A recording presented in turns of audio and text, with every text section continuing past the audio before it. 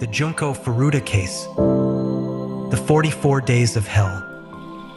Today, we're stepping into one of the most disturbing and heartbreaking crime stories ever recorded that shook Japan to its core and continues to haunt anyone who hears it.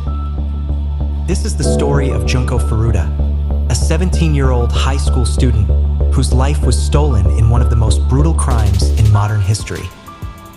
Listener discretion is strongly advised. Story background. It was November 25, 1988, in Misato, a quiet suburb of Tokyo. Junko Furuta was like any other bright and ambitious teenager, responsible, hardworking, and admired for her determination. She was heading home from her part-time job at a plastic molding factory. Her plans were simple: to graduate, find a stable job, and maybe start a normal life. But that evening, fate placed her in the path of a group of teenage boys who were already entangled in local crime. The ringleader, Hiroshi Miyano, had ties to the Yakuza, the connections that made him feared even by other criminals.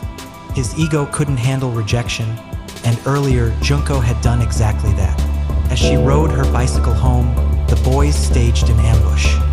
They knocked her off the bike, pretending it was a random attack, then played the role of rescuers.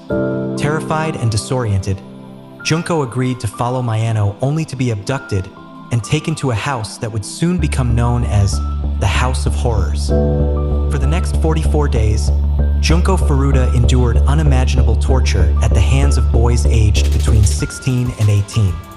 This wasn't a hidden crime. The house was occupied. Neighbors visited.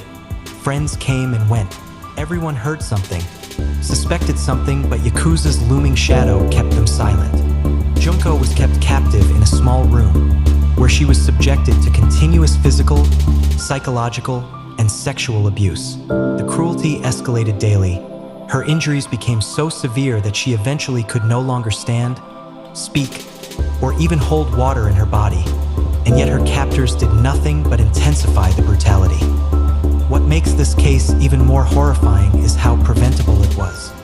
At one point, Junko managed to dial the police during a moment of opportunity.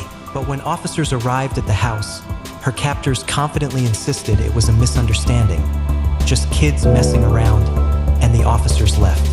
If they had searched the house that night, the story of Junko Furuta might have ended differently. By day 44, her body was failing. She had endured more than the human body was ever meant to survive. And on January 4th, 1989, Junko finally succumbed to her injuries alone, abandoned, and robbed of every chance she ever had. Panicked, the boys stuffed her body in a concrete-filled drum and dumped it near an industrial site in Koto, Tokyo. They thought the concrete would hide the truth forever, but it didn't. The police investigation moved quickly. One of the perpetrators confessed, leading authorities straight to the drum containing Junko's remains. The autopsy revealed injuries so extensive. Doctors were stunned she survived as long as she did. Public outrage exploded. The nation demanded harsh punishment. But what happened next shook Japan even further. Because the boys were tried not as adults, but as minors, despite the brutality, despite the planning, despite the 44 days of torture. They received sentences far lighter than anyone expected. Most served fewer than 10 years. Even today, this case is often cited as one of the reasons Japan reevaluated juvenile crime laws. But beyond the legal system, beyond the headlines, beyond the details, there's Junko, a girl who just wanted a normal life, a girl whose kindness, ambition, and future were stolen by senseless cruelty. Her story is not simply a crime case.